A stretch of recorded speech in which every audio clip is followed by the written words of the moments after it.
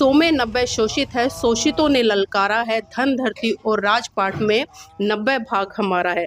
ये नारा बहुत प्रचलित हुआ था क्योंकि हम देखते हैं कि इस देश का बहुत बड़ा जो 90% तबका है उसके ऊपर 10% लोग शासन कर रहे हैं।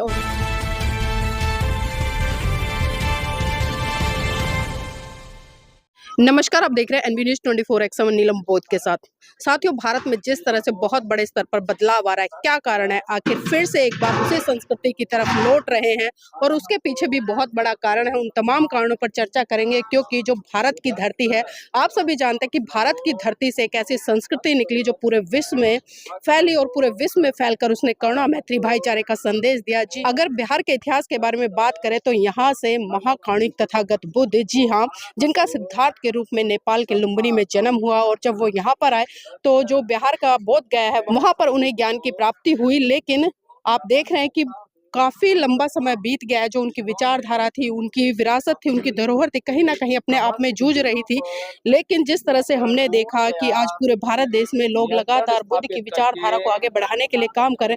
और अभी है हम जो सैदनपुर, भोजपुर बिहार में सैदनपुर गांव है, यहाँ पर आप देखिए किस तरह से जो आज एक कार्यक्रम का आयोजन किया गया है और उसी के लिए लोग यहाँ पर जो वंदना है, वंदना से शुरुआत कर रहे हैं। धम्म संघ के संस्थापक आदरणीय वकील साहब आज यहाँ पर पंचशील के माध्यम से शुरुआत करते हुए और जो गांव में क्रांति की शुरुआत हुई है। इस तरह के कार्यक्रम गांव में बहुत कम देखने को मिलते हैं, लेकिन अक्सर लोग ये कहते नजर आते हैं कि जो बदलाव है, बदलाव शहरों से शुरू होता है। लेकिन मेरा मानना ये है कि अगर संकल्पित व्यक्ति हो जाए और अपनी सोच को परिवर्तित कर दे तो कहीं ना कहीं जो बदलाव है, बदलाव की लहर गाँव के हर गली, हर कूचे से उठ खड़ी होती है और एक बहुत बड़ी क्रांति खड़ी कर देती है। और इसका जीता जागता उदाहरण साथियों आपने अभी वर्तमान में देखा होगा कि किस तरह से अमेरिका, जी हाँ, आप सभी ने देखा कि वहां पर विश्व में शांति को स्थापित करने के लिए जो एक भिक्खु संघ है वो यात्रा कर रहा है और वो यात्रा पूरे विश्व में चर्चा का विषय बनी हुई है। और उसी का हम नतीजा देख रहे हैं कि पूरे भारत में कहीं ना कहीं आज लोग हैं जो धर्म की तरफ बढ़ रहे हैं और शांति के लिए मार्च कर रहे हैं। तो साथियों देखिए कितना खूबसूरत ये पल है। धम्मां शरणं गच्छामि ततियम्पि संघं शरणं गच्छामि। मैं दूसरी बार भी बुद्ध की शरण जाता हूँ। मैं दूसरी बार भी धम्म की शरण जाता हूँ। मैं दूसरी बार भी संघ की शरण जाता हूँ। ततियम्पि बुद्धं शरणं गच्छामि। ततियम्पि धम्मं शरणं गच्छामि। ततियम्पि संघं शरणं गच्छामि। मैं तीसरी बार भी बुद्ध की शरण जाता हूँ। मैं तीसरी बार भी धम्म की शरण जाता हूँ। मैं तीसरी बार भी संघ की शरण जाता हूँ। पाणातिपाता वेरमणि सिक्खापदं समादयामि। मैं प्राणी हिंसा से विरत रहने की शिक्षा ग्रहण करता हूँ। आदिन्नदाना वेरमणि सिक्खापदं समादयामि। मैं चोरी से विरत रहने की शिक्षा ग्रहण करता हूँ। कामेषु मिच्छा चारा वेरमणि सिक्खापदं समादयामि। मैं मिथ्या आचरण, व्यभिचार से विरत रहने की शिक्षा ग्रहण करता हूँ। मूसावादा वेरमणि सिक्खापदं समादयामि। मैं झूठ बोलने से विरत रहने की शिक्षा ग्रहण करता हूँ।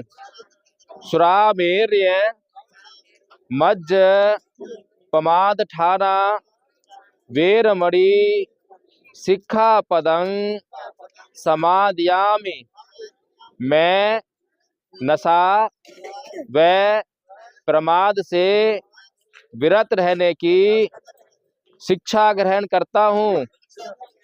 साधु साधु साधु।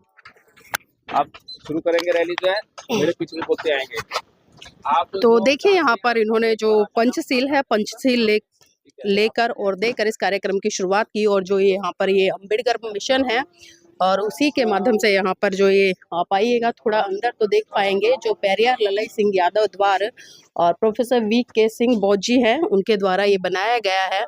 और बुद्ध की कोटेशन लिखी हुई है कि हमेशा सत्य बोले, शुद्ध आचरण रखे और आत्मनिर्भर बने, अपना प्रकाश स्वयं बने। इसी तरह से बहुत सारी कोटेशन है यहाँ पर। जो अमर शहीद जगदेव प्रसाद कुशवाहा जी हैं उनकी भी कोटेशन लिखी है कि 10 का शासन 90 पर नहीं चलेगा, नहीं चलेगा। 100 में 90 शोषित है, शोषितों ने ललकारा है, धन धरती और राजपाट में 90 भाग हमारा है।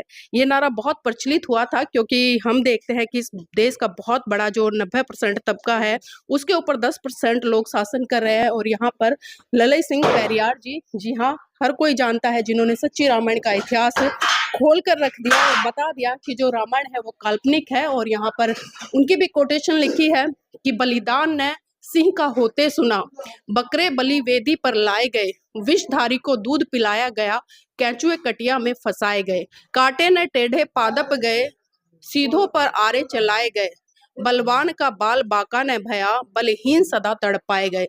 इसी तरह से तमाम कोटेशन लिखी है। यहाँ पर जो संविधान के रचयिता डॉक्टर अंबेडकर है उनकी भी कोटेशन है कि जीवन लंबा होने की बजाय महान होना चाहिए, शिक्षित बनो, संगठित रहो, संघर्ष करो।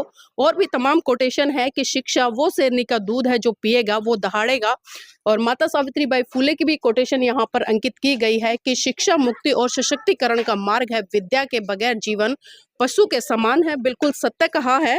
और आप सभी जानते हैं कि माता सावित्रीबाई फुले ने जिस तरह से इस भारत देश में शिक्षा की अलग जगह कर इस देश में महिलाओं के लिए 18 स्कूल खोले। और अगर मैं कहूँ आज वर्तमान समय में शिक्षा की देवी भारत में किसी को कहा जाता है तो वो है माता सावित्रीबाई फुले। तो साथियों अब हम जो आगे पंचशील ध्वज यात्रा गई है वहां तक पहुंचेंगे।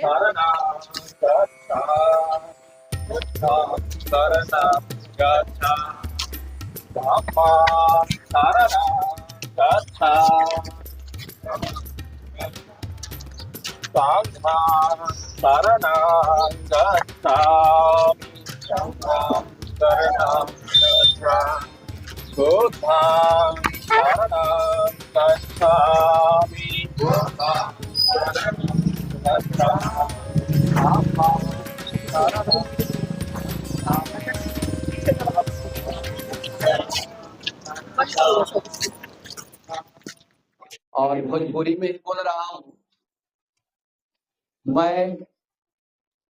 हमारे डॉक्टर साहब आए हैं डेरा, हमारे मित्र हैं, तो ये जय भीम हमको बोलते थे। तो हम सोच रहे थे कि जय भीम जो है ना ये छोड़ जाति के लिए मैंने आयोजित की, इसलिए कि मैं जादू जाति से खास करके हमको ज्ञान नहीं था, मैं अहंकारी थी। इसलिए अहंकार भी मुझे इसलिए हो गया, अज्ञानी भी इसलिए हो गए कि मेरे पिताजी और पूर्वज ने बुद्ध के और अम्बेडकर साहब के बारे में नहीं बताए थे। तो लिख लिख के गाड़ी चले, लिखे चले कपूर, अली छाड़ी दी चले शायद सी सपूर। आज मैंने बुद्ध और अम्बेडकर के बारे में पढ़े और जाने तो रियल में मुझे बुद्ध हो गया। इसलिए बुद्ध हो गए कि मैं घर से संवारना सीख। देखिए मेरी पत्नी ये सब थोड़ा, मेरी पत्नी जब खाना बनाती थी ना तो स्टोव जलाती थी, उसको गोड़ लगती थी। तो मैंने बोले महिला लोग सुन लीजिए, बहुत राज की बात है कि भाषण से कुछ नहीं होगा, घर में देखना होगा, घर से स्टार्ट करना होगा। तो मैंने बोले कि देखो ये आग है, ये जलाने वाला है, इसे काम लिया करो, गोड़ मत लागो। और बोले, और 2 मिनट भी नहीं हुआ, इस रूम से मैं उस रूम गया, उसका हाथ जल गया। तो पत्नी ने बोली कि देखिए रउआ टोक देनी है तो से हमारा हाथवा जल गया। हम कहनी देखो हमारा भी ताकत बा कि हवा में ताकत बा। ऐसे बुद्ध का एक ही उपदेश आप मान लीजिए, अपूर्व दीपो भव। अपना दीपक अगर स्वयं जला लेते हैं तो आप महान हो जाते हैं, और तब जाके दूसरे को शिक्षा देते हैं।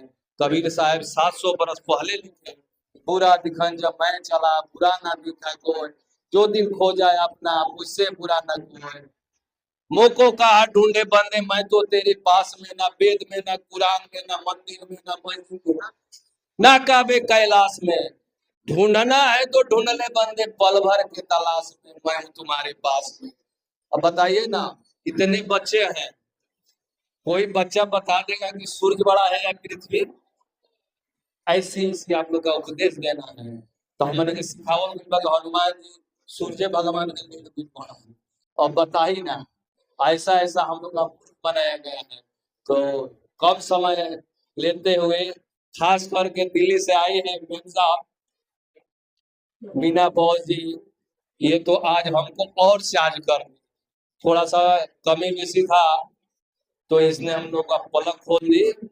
और लोग जो मेरे महानुभाव लोग आए हैं वकील साहब, तो मैं फुल चार्ज हूँ। और ये हीरालाल जी, ये तो आके मुझे फुल टाइमर बना दिए। और मैं क्लिनिक में बहुत कम समय देता हूँ, इसलिए कि बुद्ध अम्बेडकर अपना जीवन निछावर कर दिए, तो हम लोग का भाई कम समय बचा है। तो 5 साल लाइफ में होगा, ऐसे 5 साल फुल एकदम जतना ना जगाऊंगा, इसलिए कि दूसरा नयन हो विद्या। ये जो आंख है ना, ये ओरिजिनल नहीं है, दूसरा नयन है शिक्षा। जब शिक्षा होगी तब आप दृष्टि हो जाइएगा।